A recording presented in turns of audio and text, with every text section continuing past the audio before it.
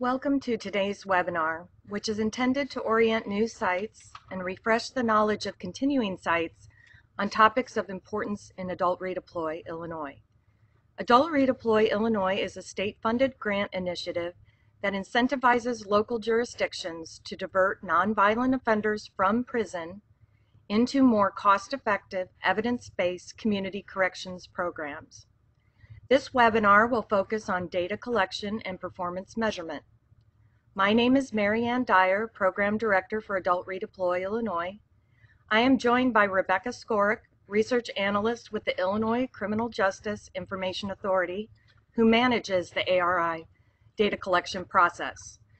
Throughout the webinar, we may refer to Adult Redeploy Illinois by its acronym, ARI, and the Illinois Criminal Justice Information Authority as CJIA. The purpose of this webinar is to familiarize new sites with Adult Redeploy Illinois' data collection and performance measurement process. We will discuss the importance of performance measurement in the ARI initiative and walk through the customized access database developed by CJIA to collect mandated data elements. Rebecca will also demonstrate how the data collected can be accessed to complete required quarterly data reports.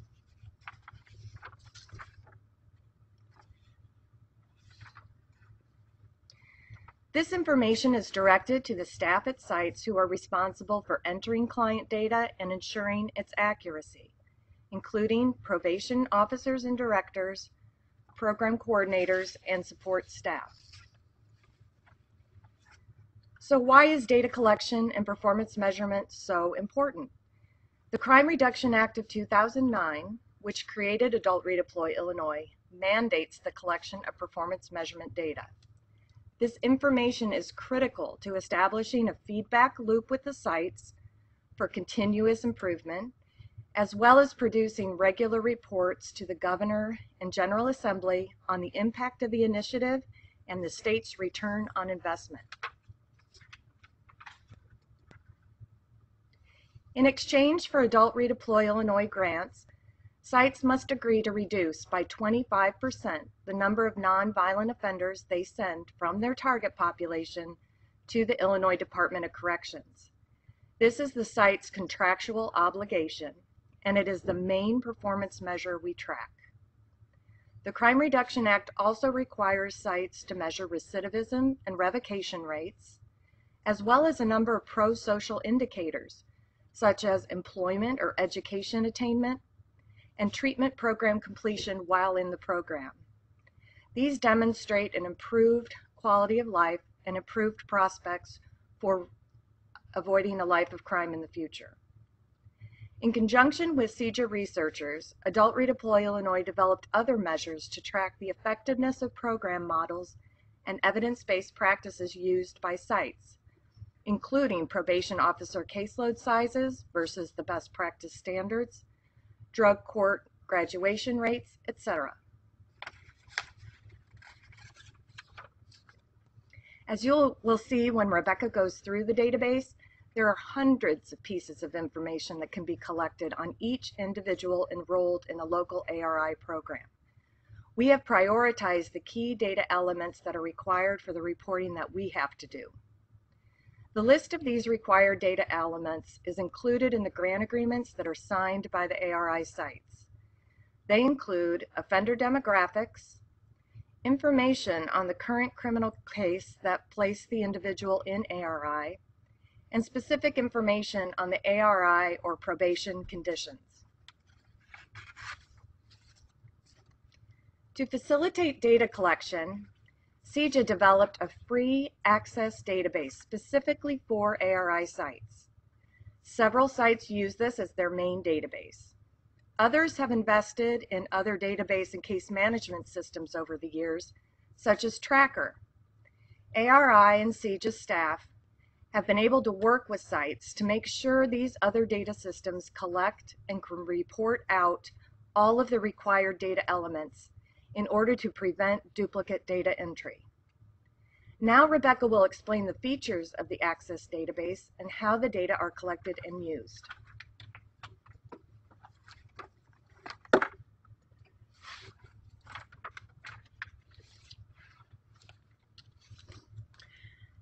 As Marianne mentioned, the Access Database was created specifically for the Adult Redeploy program.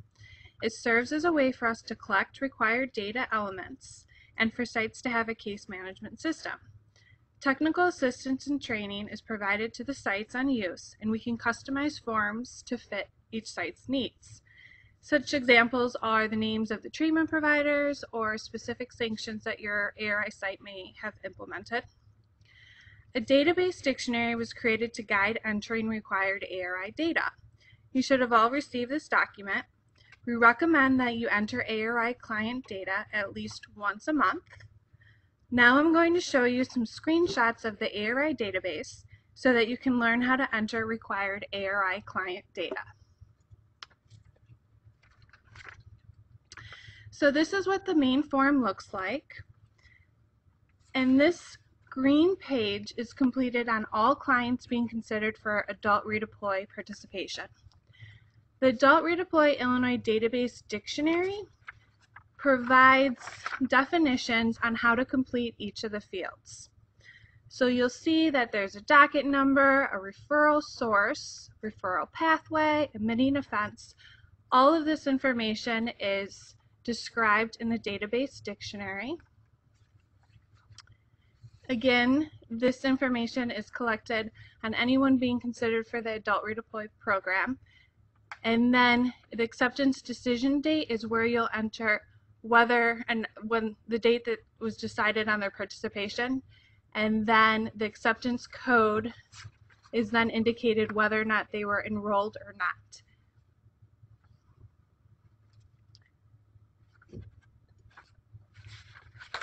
This slide, which you get to, I'm going to backtrack real quick, it's not highlighted right now, but offending history, where the right pointer is how you get to the next slide. And what we are looking for on this data form is the offense that led the individual to being considered in the ARI, for ARI participation. If this individual is accepted and enrolled, then this page also needs to be completed if they have any additional arrests that occur while in the Adult Redeploy program. We do not need any prior arrests because here at the Illinois Criminal Justice Information Authority, we can connect to the Illinois State Police's ad hoc system that has that information. So we just need the offense that led them into the ARI program, as well as any that occur while they are participating. I'm going to backtrack again to the main form. So the first thing you do is you fill out this main form, and then we just went over the offending history. The next thing that you would do is you would click on conditions and requirements, and that is going to bring up this initial status/status updates form. This form tells us what the ARI participant is required to do while they are in the program, as well as their progress. We highly recommend that this form is completed at least once a month. So what you will do is you'll enter the probation officer's information, and all you have to do is click the Add Edit to put your specific site's probation officer's information in there. And then from there, you write the date, or you enter the date that you are sitting with or the ARI client to complete this information. So this slide is showing you a periodic status update, but if I were to able to click on this, there's an option that says initial status. And then from there, you just fill in the fields. And the next thing you would do is hit Add Edit Requirements. And this is going to be what the individual is required to do while on ARI. And it's going to pop up a form that looks just like this. There's a whole list of requirements or treatment that the individual may be receiving, and if anything that is not in that field that you need, we will add it for you. And then you enter the date that they start, and as well as the referral date, and then the amount required. And all this information is described in your database dictionary. So right now I'm just kind of giving you I'm orientating you to the database, and then we can provide further technical assistance once you actually start entering this information in. So at times, ARI participants are not compliant with their conditions, and there's a form made specifically for those instances. And I'm going to backtrack just a second back to that main green form. This is always your go-to slide or page. And this is entered under this non-compliance button. So we've gone over the funding history, the conditions and requirements. Now we're on the non-compliance.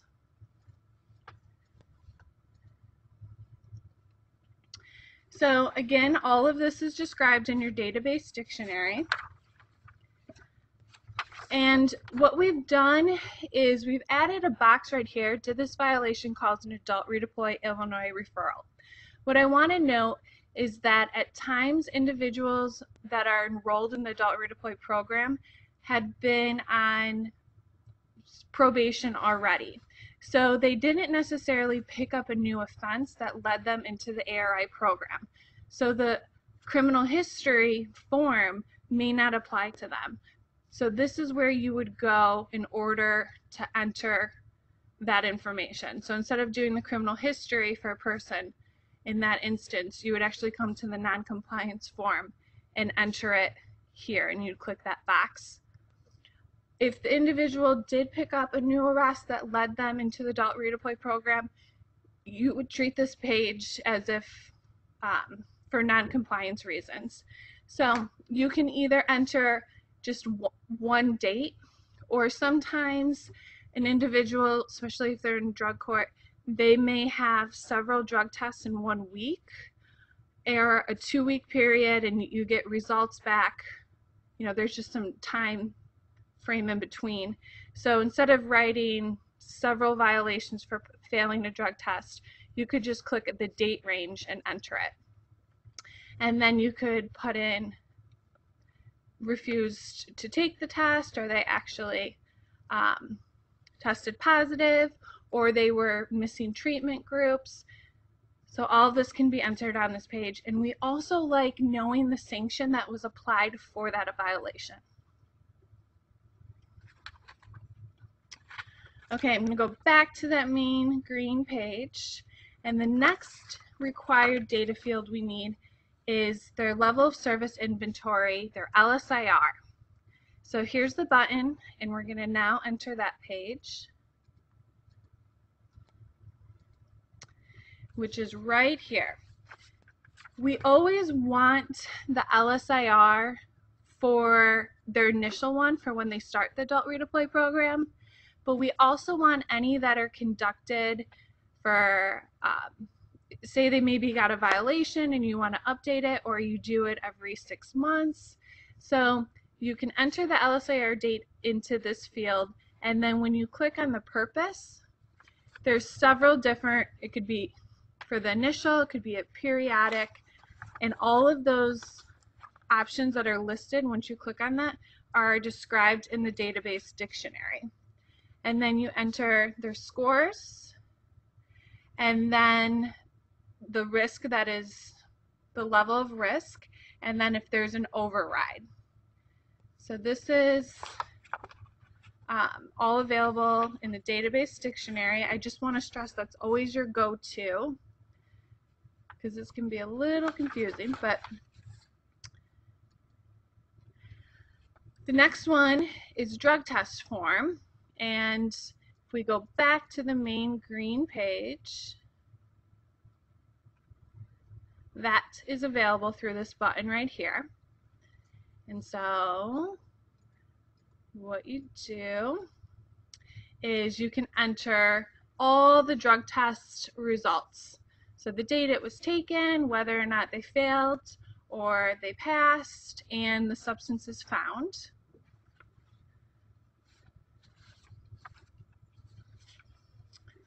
All right, so those are your main forms that you're going to want to report.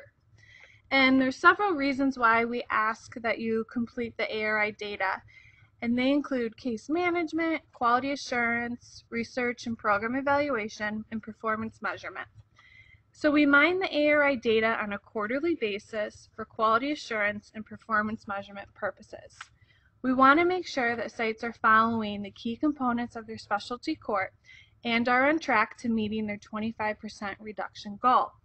If we see anything that may indicate technical assistance is needed, we then reach out to the sites so that we can provide it. We are very hands-on and want to make sure everyone has the resources that they need to successfully implement their ARI model. We developed automated reports that help us use the ARI data for quality assurance and performance measurement. You should have also received a document that provides instructions on how to use the caseload and service reports, which I'm now going to discuss. So on the main green page, there's these caseload reports and service reports. And again, the document that you received will walk you through on how to use these two reports. And they correlate with the data that is needed to be submitted to us on a quarterly basis. So the fiscal department receives their quarterly report template, their document, 2 weeks after the close of the quarter, and here are the dates when that happens. However, you also submit the database that we just went over to the research staff a week prior so that we can then help you answer the questions that are on the data report template. And in order for us to get the data, there is this link right here for you to send it securely. And the databases get so large that that is the best way to do it, and it's a secure file that we can receive.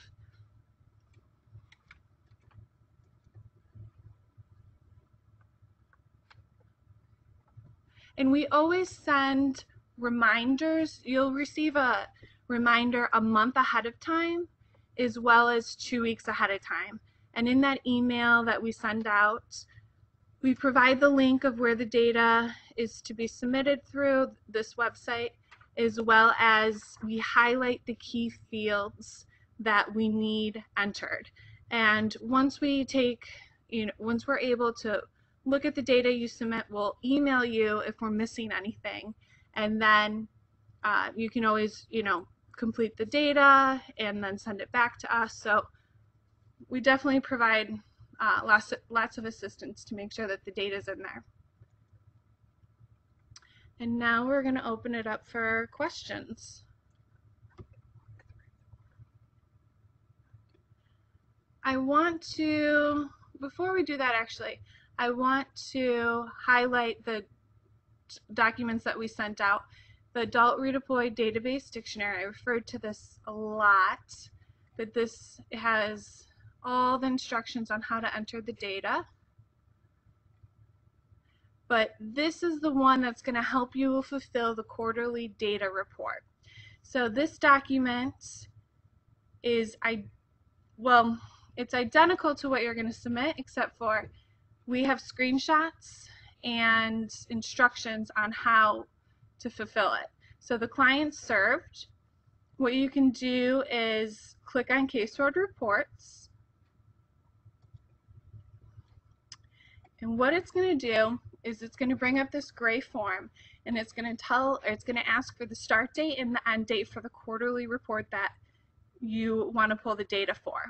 So you enter that there, you click active caseload reports, and then right up top it's going to tell you how many individuals were served through the ARI program during that quarter. And then another one that it can help you answer is number of newly enrolled this quarter. So I always highlight the number that the quarterly report is looking for.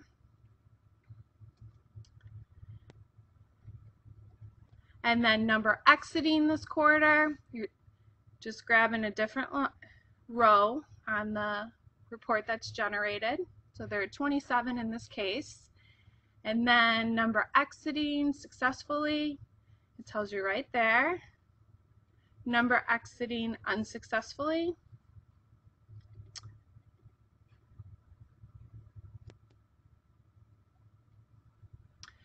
All right. One of the questions, I highlighted it in yellow because you're going to have to close out and click on active caseload report with outcome in order to get the number sent to the Department of Corrections. So once we know that 27 people terminated, and then this one is going to give you a little bit more detail on the outcome. So although they may have terminated unsuccessfully, some have gone to IDOC while others may have other outcomes. And so that's where you can get the information to answer those quarterly report fields. Another report that is needed for the quarterly is service reports. And you go back to the main green form, you click on service reports, and it has a little bit of a different look to it when you need to select the date. Before it said enter start date, end date. This one is a drop down. So you just select the quarter that you're looking at and just make sure to pay attention to the column right there that gives you the dates. And then you click run. And this is going to help you answer the 5 bullet points on the services that ARI clients are receiving. And so it gives you all the numbers right here. And the data is only as good as what is entered into the database.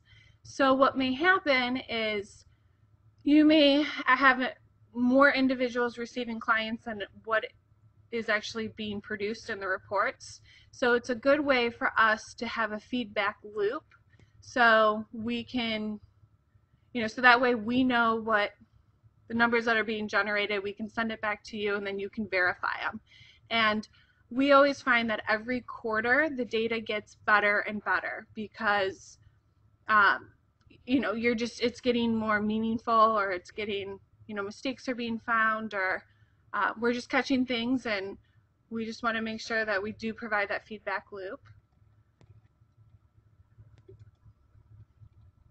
And then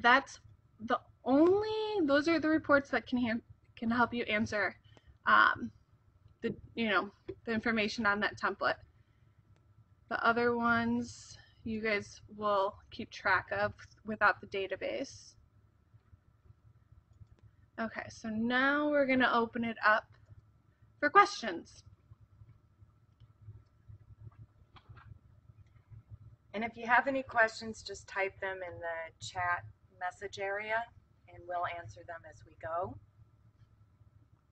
Otherwise, we can, or in addition to, as Rebecca mentioned, we are very oriented as staff to the success of the individual programs and are always accessible for technical assistance. Here is the contact information. So we'll be here waiting for questions.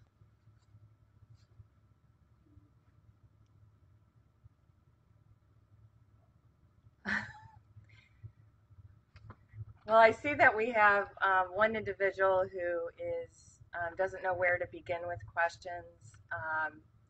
But if there's something one thing that we do, this was just to introduce the data collection process and why it's important, and also to kind of orient sites to what the data access database holds. As we mentioned before, some sites that use other database or case management systems, we can work with them and not necessarily have to convert you to this access database, but utilize Tracker or a proprietary database to extract the same information. But this is information that we need on the quarterly data report form for our reporting up to our oversight board, to the governor, and to the General Assembly. But one thing that we do beyond this is research staff can work with an individual site, either on site or virtually, and go live through the process of entering client data and just do that together on a shared computer screen. And that may be a more useful learning experience for individuals who may not be completely familiar with database management. But that is something in the next couple of months we can schedule with these new sites and our research staff. I see some individuals are asking for the PowerPoint to be sent to them. We have recorded this webinar and we have the PowerPoint, of course, available. So we're going to make both of those items available on the Adult Redeploy website. So we will definitely provide that. And just like Marianne said, we are here to provide technical assistance on entering the client data. And we can do that by, sharing the computer screen. And what we've done in the past is just, started with a case file and just entered the data completely together. And we will do that.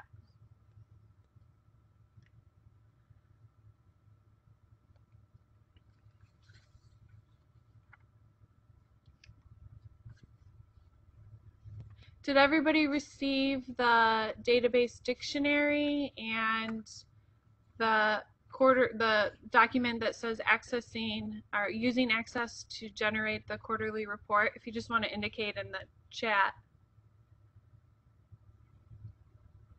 Or we can just send those 3 documents all over to everybody. And eventually we'll have them up alongside the webinar so that they'll always be available on our website, which is included on the contact information line. Yes, all documents will be posted on the website. Sale, how soon do you think you can get them uploaded? I hope to get everything done this afternoon. Okay, thank you. So it should be up before the end of the day or by tomorrow. And yes. Please use the contact information. We see there's a request for some of the notes or to help supplementing the notes for providing this information to a team who may have not participated in the webinar, and we'll be happy each individually to offer additional data if you would like.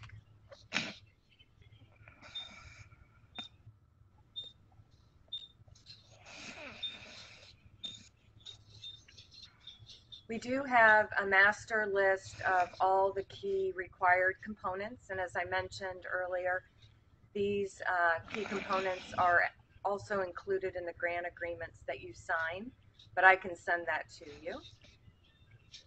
And basically they revolve around those areas of demographics, case information, and then from among the many conditions that you can be tracking, which ones we're most interested in order to look at whether these are effective programs for the individual and for the probation department and for the state. So we will send that around to everybody, the key data elements that are required.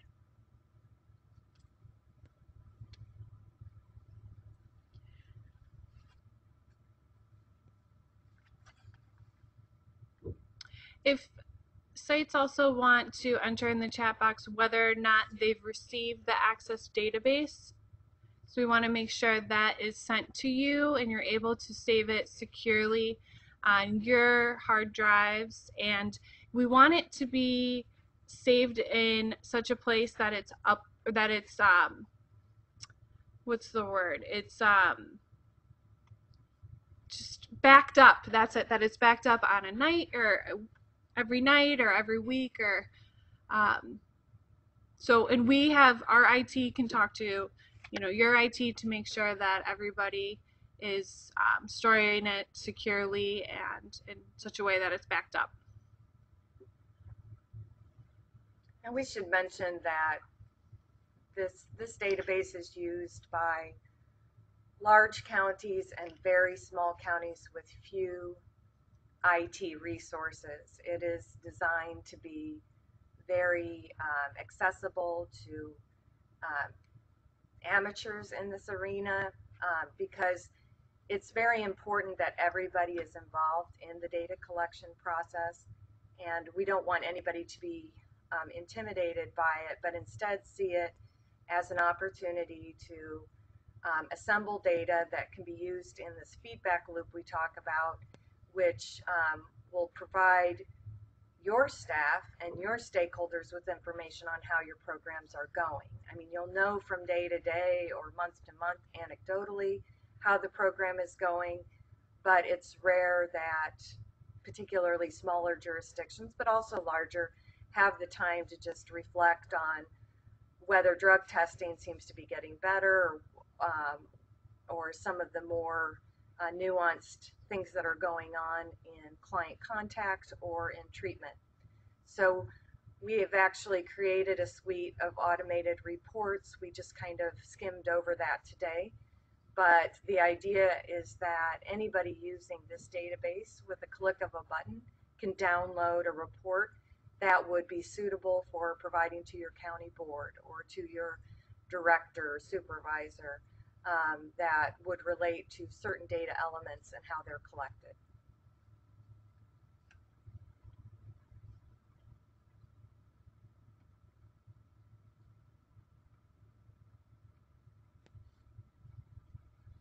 Okay, it seems like everyone received the 2 documents on the database dictionary and the access instructions for the quarterly report, but we do need to make sure that you get the access database. So we will send this all out to you again after this webinar.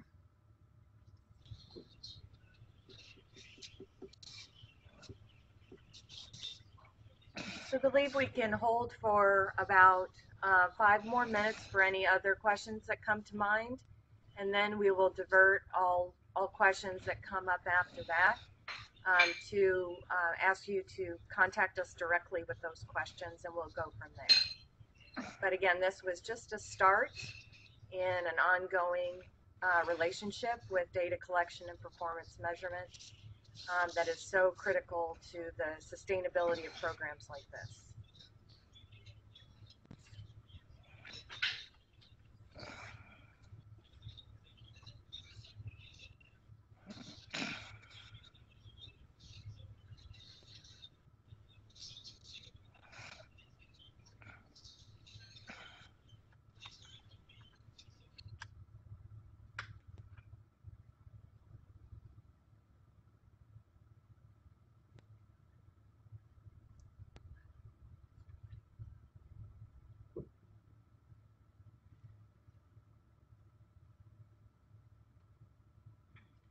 So there's a question about whether the Access Database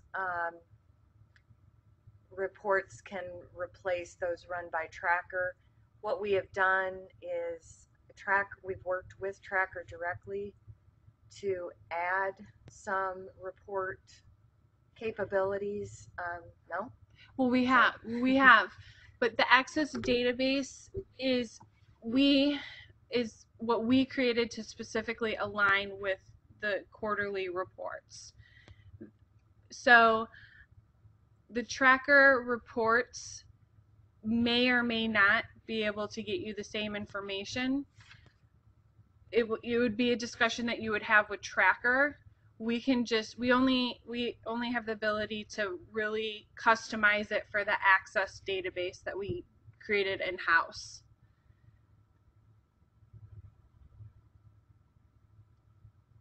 So we will work with you. We can work with you on that, and you can work with Tracker on that. In the past, Adult Redeploy, because we recognize, again, how important this data collection function and evaluation function is to the program and to the sites. Sites can use Adult Redeploy Illinois funds to pay Tracker for additional services or additional customization so that that will facilitate getting the Adult Redeploy Illinois needed data from the Tracker database. So that might be something that we can discuss as far as including in next year's budget, if it's something of substance.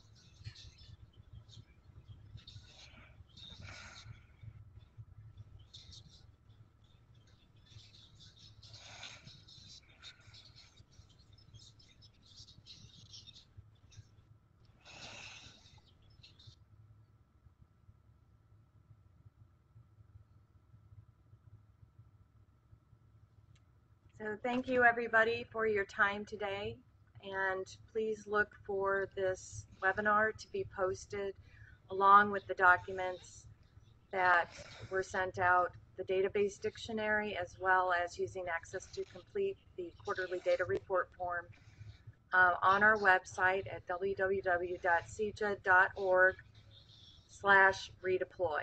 And we'll have that information up for you and accessible whenever and for whomever would like to look at that. But thank you again for your time, and we look forward to working with you on this project. Have a good day.